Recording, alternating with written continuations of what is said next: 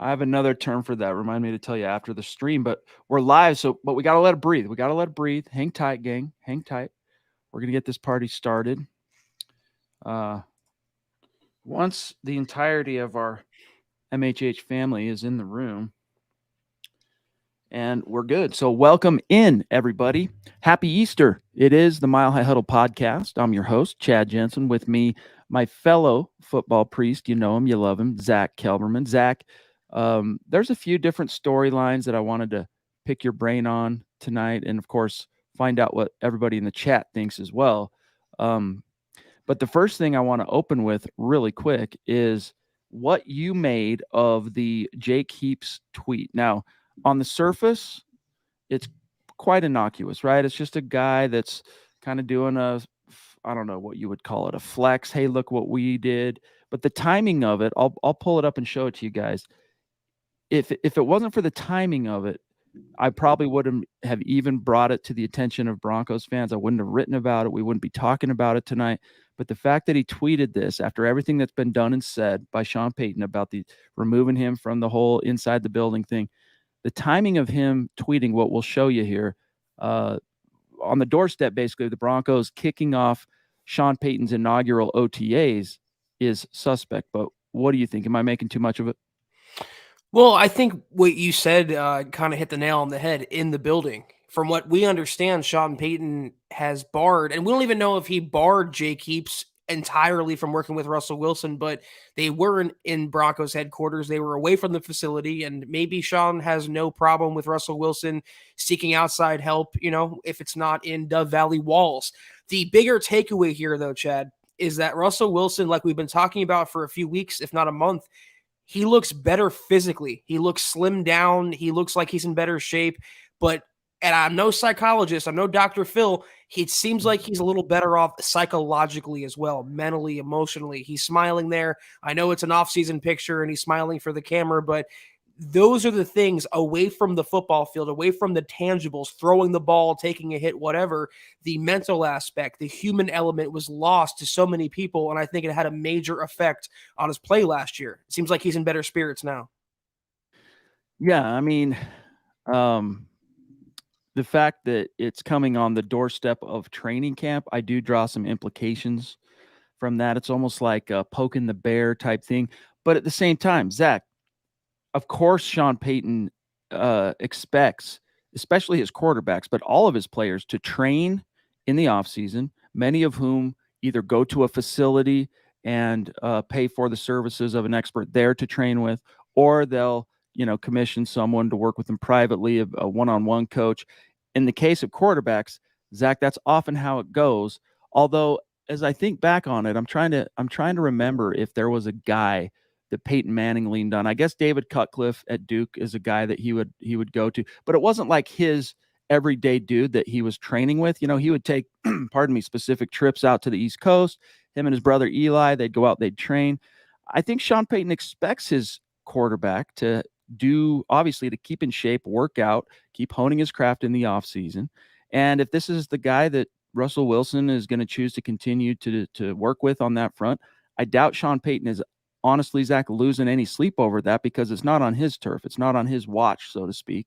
But it's almost like, you know what?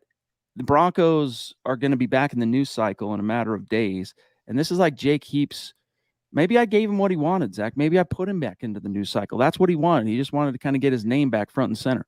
Well, look at that second hashtag there. It's kind of inauspicious. Make them notice. Maybe there's something to it. Maybe Jake Heaps is subtweeting or trolling whatever Sean Payton a little bit. But the way I read the situation, it's the school's out for now. Once the OTAs roll around, once they're all back in the building, school's in, and Sean Payton is the headmaster. So maybe Russ can get away with it now, but I feel like once he's in Dove Valley headquarters, that's Sean Payton's baby, and Jake Heaps has to take a back seat. Yeah, that's just the score. That's just the score. It's interesting too because I know that there are NFL regulations, Zack, that delineate how much time under contract position coaches can work with players, etc. In fact, there's strictures surrounding that. So for a guy like Russell Wilson, who has the most complex job of the positions, right? If you're talking about different football positions, it's juggling the most complex, a lot of different technical nuances to it. He's got to find someone to work with in the offseason. Why not Jake Heaps? But at the same time, if Jake Heaps is trying to kind of keep this kind of, I don't know, not animosity, it's opposition. What's the word I'm looking for here?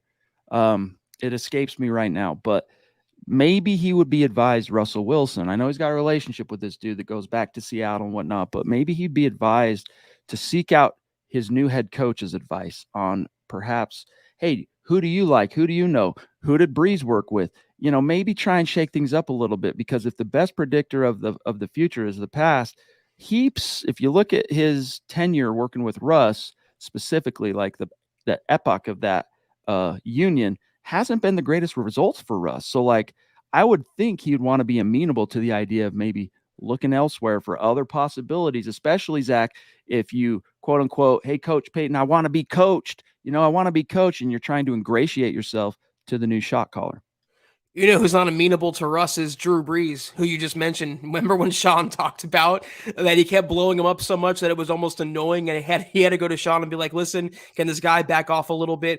But you're right; he has to find the guy he's comfortable with, and if it can help his game, so be it. But the question I pose to this situation, and I know much ado was made of Jake Heaps, and maybe he's not the right guy for us, but was Jake Heaps the reason why, singularly the reason why Russ fell off last year? Was he the reason why the Broncos offense was so mediocre? I don't think so. He was way low on the list of problems for the Broncos last year. Yeah, he's just a symptom. He was his influence, his impact. It's more a symptom of what was really going on there. Just no top down vision. It's kind of the phrase that comes to mind is not politically correct to throw out there anymore, which I understand. But it's like,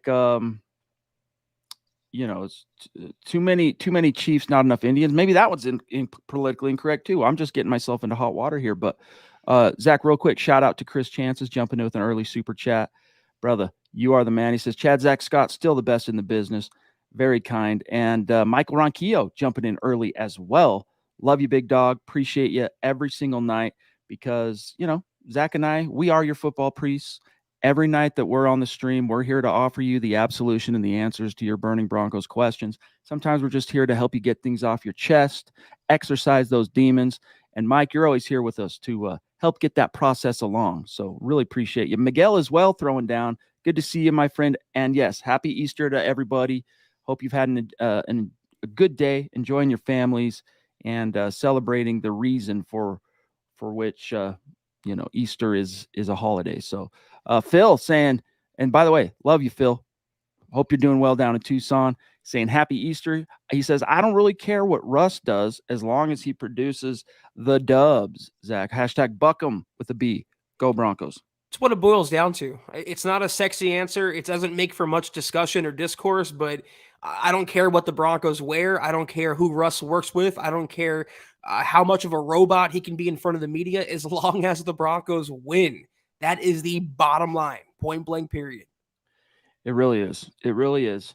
Let's grab this from Nick real quick. Good to see you, Nick Hale in the house. Says Jake Heaps needs to be shown the door. He was hyped as a college player, never lived up to his ability, and it seems he's not much better as a training coach. MHH for life. Sub and like people. Yes. Thank you, Nick, for that reminder. I don't know. Look, he couldn't cut the mustard, as they say, as a quarterback. So as many of those guys, Zach, are wont to do, they fall back on coaching if they're going to continue to pursue football. And sometimes guys are just so passionate about it, knowledgeable, that it makes too much sense for them to just go into coaching, like Brett Rippon, Zach. That's probably something that one day awaits him. And in the case of this cat, Jake Heaps, though, if you shall, it's appropriate for today, if you shall judge them by their fruits, all right, what does that tell us? How should we judge Jake Heaps if that's how we're supposed to decipher competency, value, etc., as a private throwing coach? You brought up Brett Rippon. That's what I was thinking, and it's kind of just a theory or an idea. It might be too off the wall, but I feel like Russ making him his private quarterbacks coach, if Brett Rippon wants to delve into that arena, I think that maybe would serve Russell Wilson better than someone like Jake Heaps, who goes back to Seattle with Russ, but he's not in Seattle anymore. Maybe shaking it up a little bit is the right move. But I think, again, once they get back into school, so to speak, and once OTA start, that's Sean Payton's operation, and he'll be the main quarterbacks coach. It's unfortunate that Brett Rippon was not brought back to the Broncos. But it's. I think at the end of the day, Zach, that's just the way the cookie crumbled. He brought you very, very low level backup quarterback wherewithal to the table. Really, really strong football brain. I never would have guessed he would have been as fiery as he ended up becoming in Denver. And just today, in fact, I was talking with a friend of mine and a colleague who covers the Dallas Cowboys in Texas, and he's going, "Hey, why is Dalton Reisner still available? What's the deal on this?" Because the perception of Reisner from the outside looking in, from people who haven't covered his every single snap from the time he came to Denver, was, hey, really impressive guy that shined, impressed everybody at the combine. We've told that story on the podcast many times. Form a high second round pick. Why is this dude languishing, entering his fifth year? Why isn't he being just scooped up on the quick? And there's a few reasons that I shared with him, but I also said, look, this is a guy who put hands on a quarterback in front of the cameras last year. On And Christmas. yes, on Christmas, no less. And of course, that person was surprised to see that it was Brett Rippon and Brett Rippon being fired up and all that. So anyway, I like Brett Rippon. I hope he lands on his feet, but the NFL might be telling him, hey, dude, no room left at the inn for you. And he might have to make his own decision here pretty soon on what comes next. And to be fair, like walking in the footsteps of Mike Kafka and Ken Dorsey, coaches like that, I wouldn't put it past Kellen Moore. I wouldn't put it past Brett Rippon to maybe carve out a nice career for himself if he again, waddles into that lane. Yeah, especially Boise State quarterbacks, man. They don't quite cut it at the next level, but they got some chops. Lawrence Rivera saying, what do you guys think of Chad Kelly and his interview on Pardon My Take? So I'm not sure if there's a new one, like a more recent one, Lawrence, that you're talking about. But I did watch some clips of that conversation, or at least one of them, not long after the Grey Cup was won, if I remember right. I don't keep like super tight tabs on swag. But Zach, do you know of a newer Pardon My Take conversation? I don't watch PMT personally. I didn't see this interview, so you'll have to fill me in on what he said, but I'm sure it was entertaining knowing Chad Kelly. Oh yeah. I'm trying to remember some of the things he said, but of course,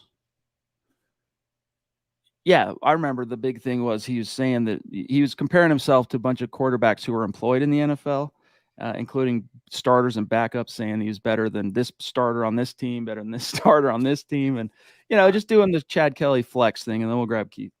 To be fair, though, you and I both agreed, a lot of people agreed, he was looking like he could have been something. It's still unfortunate that the Halloween party had to happen and he screwed himself out of a job because he was showing real moxie as a starting quarterback or potential one.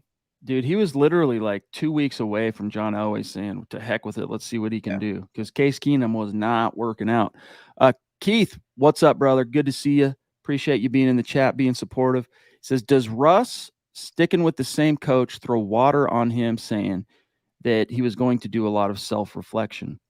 Yeah, I mean, I think there's a limit to guys like Russ that are still not that far away from being at the peak of their game and being like on that NFL Mount Olympus, just being like, I'm gonna do some hard look myself in the mirror, do some self-reflection and some deep thoughts. But like there's a limit to that, because you have to have hubris, Zach, to do what they do in the league.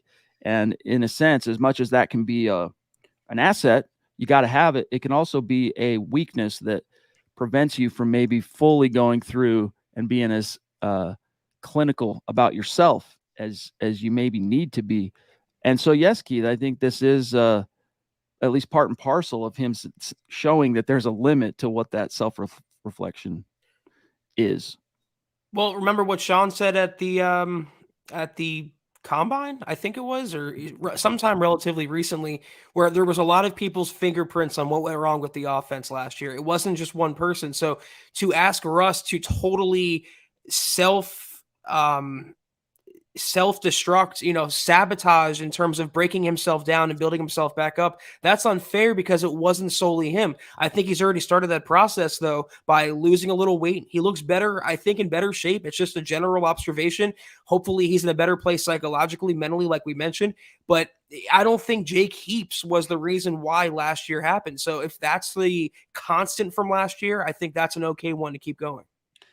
Was this Scott, this scout.com, was that from like his scouting report, Chad Kelly? Or are you just joshing? Because I'm tempted to read this because he does seem like, quote, the player most likely to get his you know what beat by his teammates. Like from the outside looking in, it seems like maybe Chad Kelly's shtick wouldn't maybe Zach resonate with everybody, but at the same time, when he landed in Denver, all I can speak to is the experience when he was here.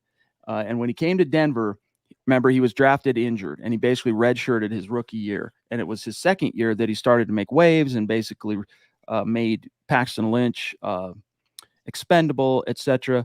And you could tell that, like, even though he was pushing the envelope and trying to be assertive and all that as a quarterback, you could tell that he was like trying to be one of the dudes and be friends with people and like trying to, fit in, I guess, for lack of a better term.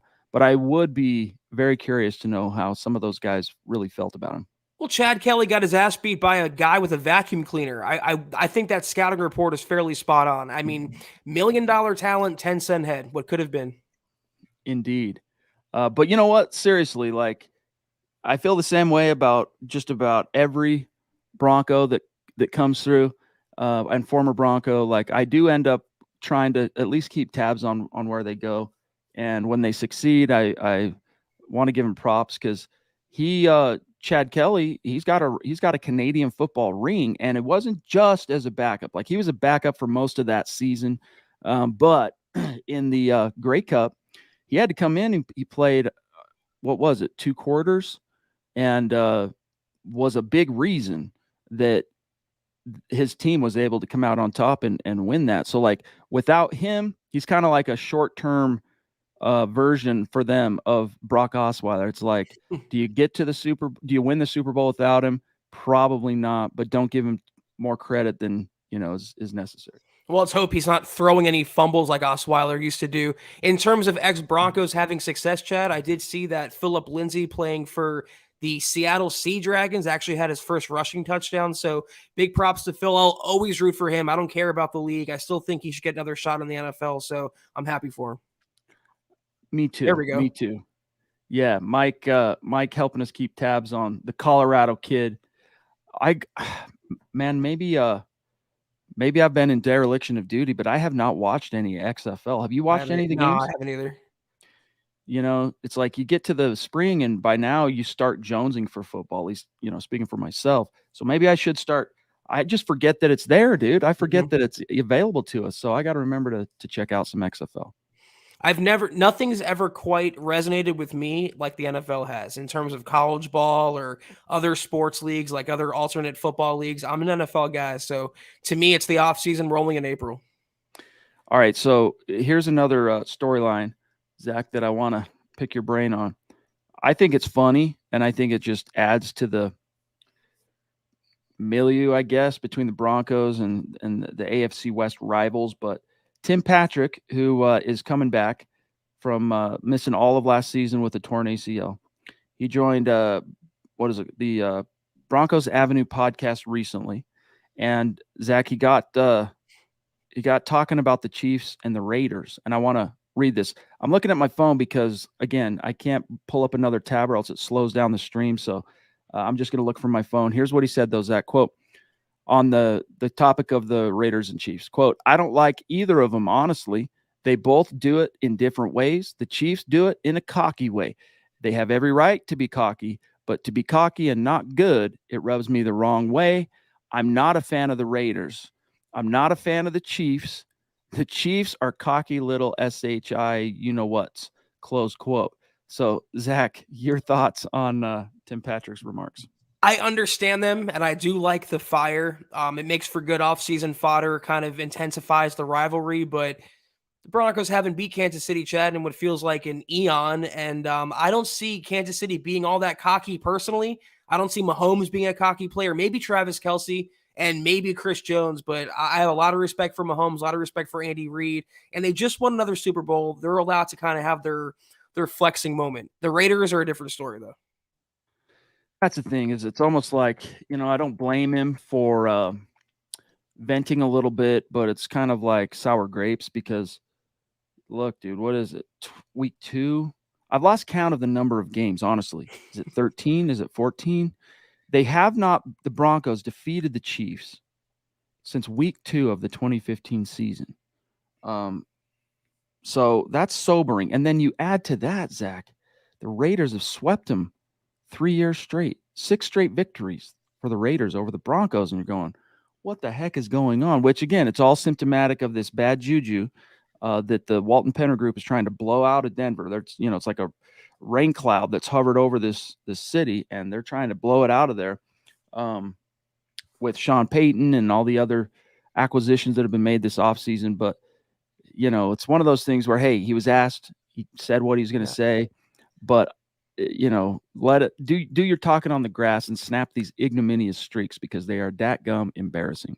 I think you're spot on. It is sour grapes, but I will add that it's nice to have someone with that type of dog, that type of attitude, kind of speaking out. The Broncos were a very, very soft team last year, and they desperately needed someone like TP and his edge. I'm excited to see him come back and what he can bring to the table. And honestly, too, one of the things that doesn't get talked about enough with Tim Patrick, Zach, is his intangible impact on the team as a leader and just as an inspiration and a glue guy. So that'll be fun.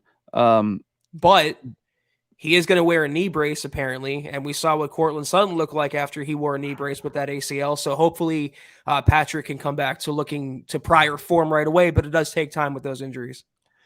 There was, I'm a big fan, always have been, of Woody Page. And obviously he's a guy that, roots run deep in Denver, been in the market for decades, literally. Very close is Woody with John Elway. And so after John last week, the news breaks, he's officially parting ways with the Broncos. His contract as a consultant expired, and he's going to go spend time with his kids and grandkids. Zach, he's going to go see some of the sights in parts of the world that he's always wanted to see. He's going to play some golf. But it was a really, really good column from Woody in the Denver Gazette over this weekend, kind of lionizing John and, talking to John and asking him about what is, his 5, what was it, 7? Of course it was 7. His 7, most iconic moments that he'll cherish as a Broncos guy. Because, 40 years, let's see, 28 years when you count 16 as a player, 12 as an executive. That's how many years John Elway has given to the Denver Broncos. And of course, he landed in Denver 40 years ago, 1983. So 28 of those years he gave to the Broncos. And of course, it didn't end well, Zach. The last 7 years since Super Bowl 50, been some dark, dark times. Woody Page in that interesting column, there's a lot of noteworthy things. So go give it a read when you can. But the thing that I wanted to write about and pass on to MHH readers was his direct question, Zach, to Elway about what he hopes his legacy will be. What do you think your legacy is going to be, or what do you hope that it's going to be? And I want to read to you his answer real quick. Quote, this is Elway talking to Page. Quote, good question. I've always let everyone else frame that answer. My thoughts are the Broncos have always been loyal to me, and I always have been loyal to the Broncos. As a player and an executive, they gave 28 years, and I hope I gave back to the Broncos and the fans for all my 28 years. It didn't end as well as I hoped, and I made mistakes, but we did win another Super Bowl. Most important is the great relationships I've fostered in my 40 years in Colorado. Everyone wants to be remembered for being good at their craft. I'm proud of what we all have accomplished together.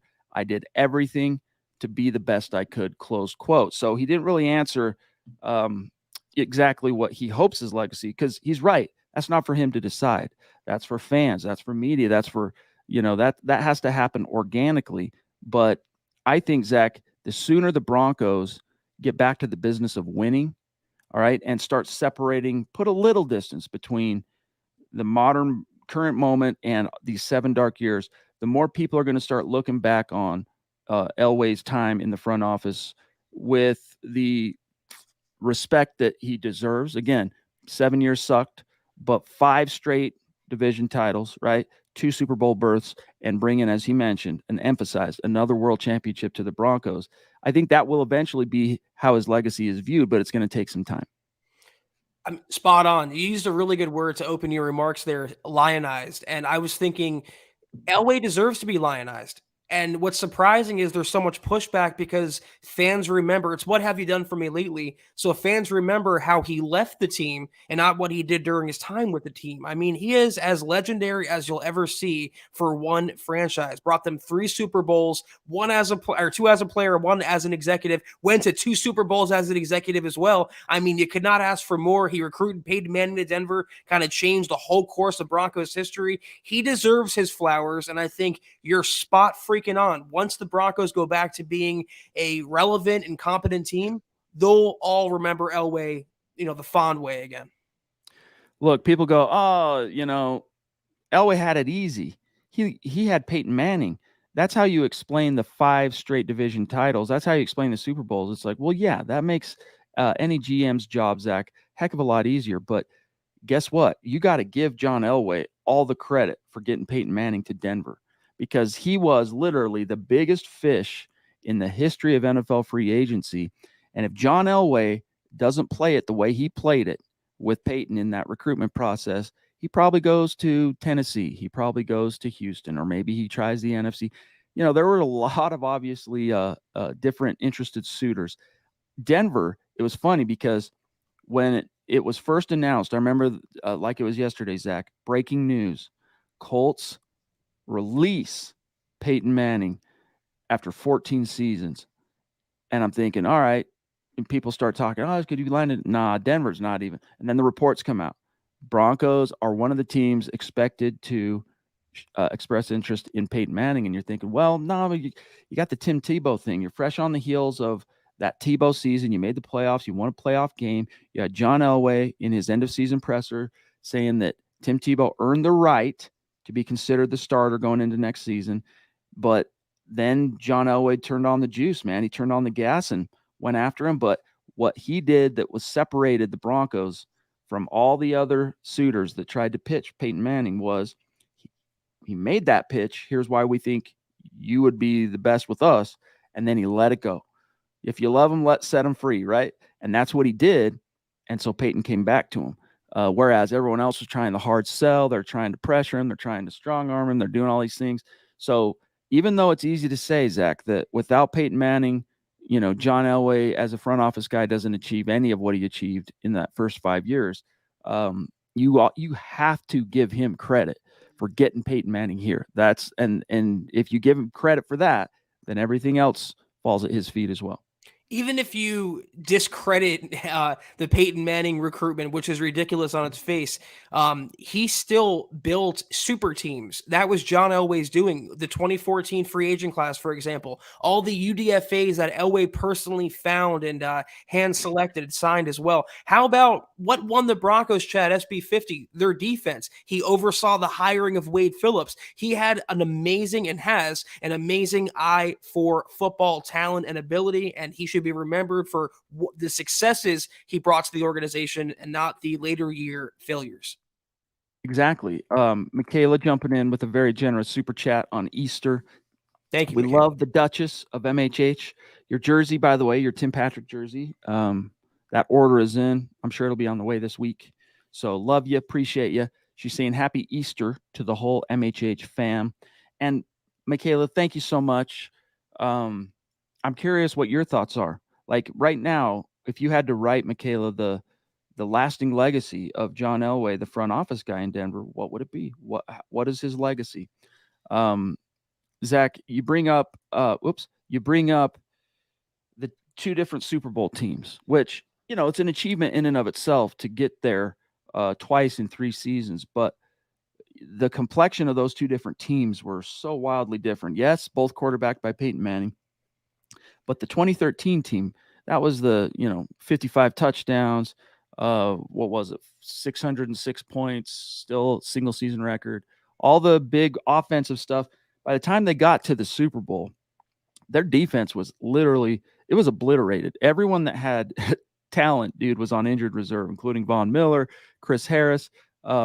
It's far enough back now that I can't remember everybody, but they had something like seven starters not playing in the Super Bowl, etc. And then of course they get trucked, man, right in the grill. The Seattle Seahawks do the Mike Tyson approach and just bam, everyone's got a plan until you're popped right in the teeth. And they go down, don't recover. Fast forward, John Elway goes, okay, that sucked. Got to rethink this. And as a roster architect, he rebuilt this in a completely different image, right? It's not that he disregarded offense. It's that he bolstered the spots on offense that needed to be and went out and spent money on dogs that could come in and upgrade this defense. And arguably one of his savviest signings of that 2014 class was DeMarcus Ware, not only for the direct impact that he had on the team, Zach, but his influence on Von Miller, who it could be argued never recovers from being the screw up that he had become at the time in the eyes of the NFL with the drug stuff and the suspensions. If you don't sign DeMarcus Ware, maybe you don't get that version back of Von Miller that then goes on to even greater heights and leads your team as tip of the spear Super Bowl 50. So John Elway, look, after that, couldn't get almost anything right when it came to the critical, pivotal decisions. But I still, my perspective of his legacy is focused on that. And the iconic, this one's for Pat, dude. Like, seriously, you catch me at the right time when I watch that clip, and my arms will light up with goosebumps. It was so emotional. Duchess says, with answer to the question of the legacy, and thank you for the second super chat tonight. She says, he has a great legacy, 3 Super Bowls. Was he perfect? No. But who is, Zach? I'm sitting here and I'm thinking to myself, how are we even debating what John Elway's legacy is? How does anyone dispute that? Chad, I lived in South Florida for 25 years of my life, and let me tell you who's revered down there like he's God, and that's Dan Marino, from the old Dolphins teams. He never won the Dolphins jack squat.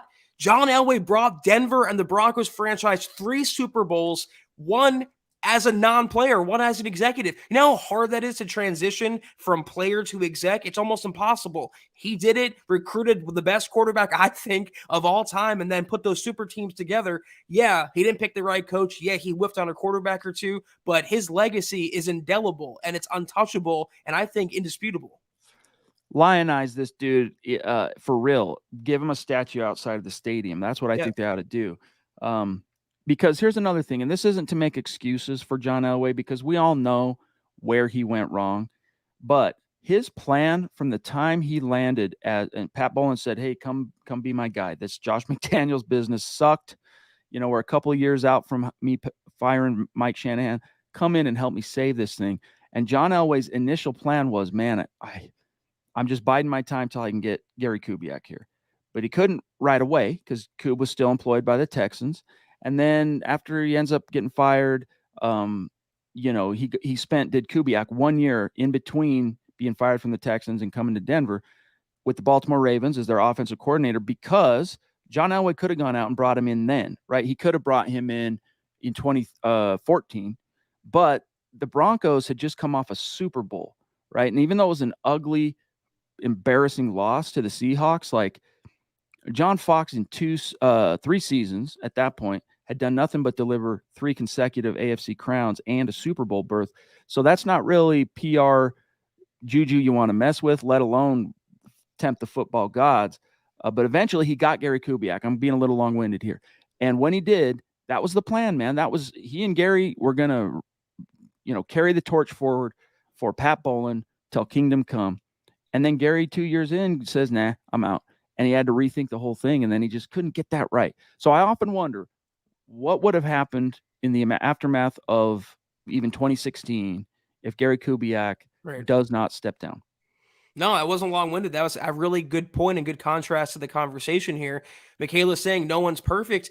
I'm even talking about transitioning from player to executive, the John Lynch situation in San Francisco. He was hyped up as the next great GM, and he has a great head coach in Kyle Shanahan. I like a lot what they're doing there, but what have they won? Not much. I mean, not a Super Bowl. They haven't done what Elway did with the organization. So his legacy is already written. Like Chad said, put that on a t-shirt. Lionize this man. #7. The Niners have been the no cigar team lately, right? Close but no cigar, Exactly. close but no cigar. And the Broncos know what that's like, right? Broncos fans who are old enough to remember know that feeling, man. In the 80s, close, no cigar. You know, the Broncos were the Bills of the 80s. Bills, close but no cigar in the 90s. And Dan Marino, outside of his second year, leading the Dolphins to a Super Bowl, which they lost, and having a phenomenal season on the way there. That was the touchdown record that stood till Brady broke it in 2007, 48 touchdowns. And that stood for, what was it, a quarter of a century? It stood Dan Marino's single season touchdown record, and then Brady beat it by one. Was it one? 49 or 49. And then Peyton, of course, a few years later got 55. And even the great Patrick Mahomes has not yet been able to break that record. Bobby Digital in the house. What's up, bro? Thank you for joining us on Easter, spending some of your Easter evening with your football priests. Appreciate it, bud. He says, hello, priest. Always glad to catch you guys live. #MHH. Thank you, big dog. Connect with us on Twitter. We like to keep the conversation going there, although it can be at times a very toxic sector. So beware of that. George, bro, throwing down some stars. Thank you, my friend. Means a lot to us. He says, Zach, does George, John was and is the greatest Bronco in our history of the team. Dev Bronx for life, MHH for life. Hit the thumbs up, guys. Yes, please do. Hit that thumbs up if you're on Facebook or YouTube. I mean, I don't think it can be debated that he is John Elway. Just take away his front office stuff. Like, he is the most pivotal figure in the history of the franchise. Then you throw in that he brought a third ring to the team as an executive, and it's like, that's just not a legacy, Zach, that will ever be touched. And right now, Broncos fans are still, traumatized and down and out because of these last 7 years. But just remember what John Elway did, right? He brought you another Super Bowl. Not long, Zach, on the heels of the embarrassment of the Josh McDaniels era. Not only did he blow that bad juju out with gusto, but got you back to the top of the mountain. David McElrath, the Papa Bear, as he is known, saying, can Elway make the Hall of Fame as an executive? Just asking, #Buckham ×2. Thank you for the super chat, David. I don't know what the rules are on that, Zach. I mean, he's already in the Hall as a player. I don't know. That'd be like a good question for Andrew Mason of the Fan. He's a great NFL historian that knows the answer to some of those questions. Well, on Twitter, I don't know if you've seen it, but some people post like a picture of a team, like a logo, and they ask like, who's the first person that comes to mind when you see this logo? If you posted that for the Broncos, everyone's going to say John Elway. So legacy written, conversation over. No discussion. Yeah. KB, our friend and MHH emeritus in the house, saying, what's up, fellas? Hope you're having a great Easter, by the way, Kenny. If you want to start a fight in Denver, walk up to a group of people at a sports bar and say, John Elway sucks, LOL. Elway has Marino numbers if he gets Shanahan instead of Reeves as a coach. Great point. That's a great point. And you know what's crazy about that too, Kenny, is when he retired, he still had some of the best numbers of all time in the league. And he didn't get Mike Shanahan. He had Shanahan for a short time in the 80s, but the entire time Dan Reeves was working against them and he was so paranoid about Mike Shanahan trying to usurp him as head coach that he would continue. He would just like put obstacles in their way. And then eventually when Shanny comes to Denver, what did he get, Zach? He got 95, 96, 97, 98. So he got 4 of his 16 years. So a quarter of his career was 100% influenced offensively by Mike Shanahan. And then you can throw in those couple of years Shanny was there in the 80s, one of which was that ugly Super Bowl blowout, 55-10 to the Niners, etc. But again, even though Shanny was the OC back then, he did not have full 100% control because Dan Reeves kept interrupting and sabotaging them in the weirdest way. Marino can keep his numbers. Elway's got the rings, and that's what's more important. So, again, conversation over. But you know what? Something Dan Marino has that John Elway doesn't. He's got some film credits. All right, this is a cat that starred in Ace Ventura. In fact, he was the MacGuffin, um, plot center in that movie. And what's interesting, the reason I bring it up is in that same column, the interview Elway gave to Woody Page, he somehow it gets brought up that when he moved from Montana to Southern California as a kid and whatnot with his dad and his family, and the good looking young blonde haired dude, like maybe I'll become an actor someday or whatever. He's like, yeah, maybe I would want to pursue being an actor or something. And he was saying this seriously to, I don't have it right in front of me, so I don't have the perfect context, but, he's friends, Zach, John is with Kevin Costner, who of course is the brainchild and star of Yellowstone, which is the wildly popular show. Mhm. And so who knows, maybe he puts in a call to Kevin Costner as Woody Page speculates and gets himself a cameo role or some kind of a role. And then he'll have that at least met on Dan Marino. I don't know. You say Dan Marino, an actor, all I hear is laces out, Dan. Einhorn is Finkel, Finkel's Einhorn. That's it. It's a classic, man. I love it. Gary Palmer in the house, the swashbuckling GLP. Thank you, buddy. Really appreciate that super chat on an Easter evening. He says, hey, Chad and Zach, we'll catch up later. Just came in to support Go Broncos, MHH for life. Love that, dude. Thank you very much, my friend. Means the world to us, and I hope you know that. Let me see here. Yeah, so Scott's bringing up that just for fun. I mean, what do we got? We're in the middle of the off season, and it's a Sunday night on Easter. Let's get into the weeds a little bit.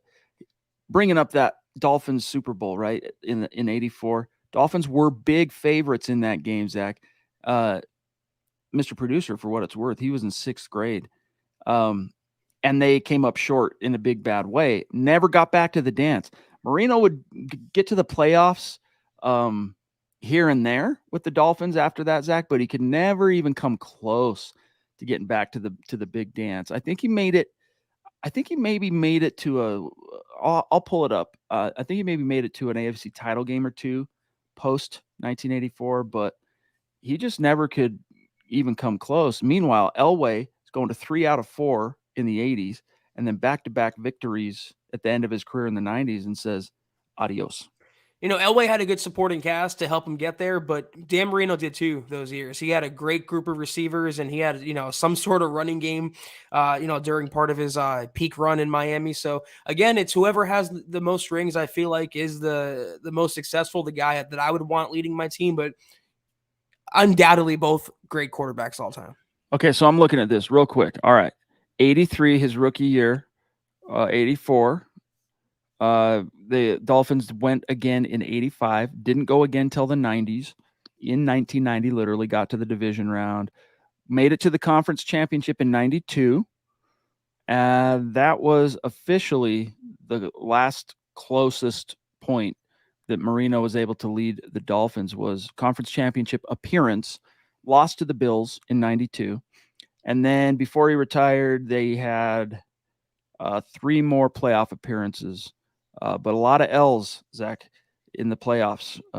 Outside of that, wildly successful 1984 campaign. So anyway, Dan Marino, that's not taking anything away from him. My best friend, growing up, I was a Broncos Elway guy. He was a Dolphins Marino guy. And we would go back and forth on who's greater. And I got to hang my hat on, Zach, that the Elway was more of a winner. And this was before he actually won the Super Bowl. So he had gone to 3 Super Bowls. Marino had only been to 1, but he got to hang his hat on, more statistically prolific. So it was a nice back and forth. Mike, thank you, buddy. Appreciate the stars and the support. As always, you know this, big dog. All right, we're at 44 minutes. So, guys, any burning topics that you want to get them in the chat. We'll keep it a little bit short tonight. Let's see. Keith says, Dan Reeves perplexed me in the way he went to Atlanta and seemed to do a 180 in his coaching style. Yeah, there's a lot of mystery when it came to Dan Reeves. And he's a guy that, he's another fringe. He's perceived, Zach, as a fringe Hall of Fame worthy guy. But I think if you look at can you tell the story of the 80s without mentioning Dan Reeves? No, you cannot. 3 Super Bowls in 4 years, most prolific AFC team of that decade. Get him in. And then he leads another team to a Super Bowl. And ironically, what a twist of fate. It's against his old team and his old, it's like John Elway was in equal measures like his nemesis and like his student. You know what I mean? Like, it's really bizarre how the football fates worked out for Dan Reeves. RIP. I think get Mike Shanahan in first, and then we'll talk about Dan Reeves, but definitely two very, very worthy coaches. I'm feeling good about Shanny this next go round. I'm feeling pretty good about Shanahan's prospects, Hall of Fame. I'm just reading the chat here. Yeah, this is true, KB. Marino doesn't have a video game. Hashtag John Elway football. This is true. OGs know. Okay, I'm just taking a perusal here, Zach, before let's grab this from Keith too. Keith's got some good topics he keeps throwing in.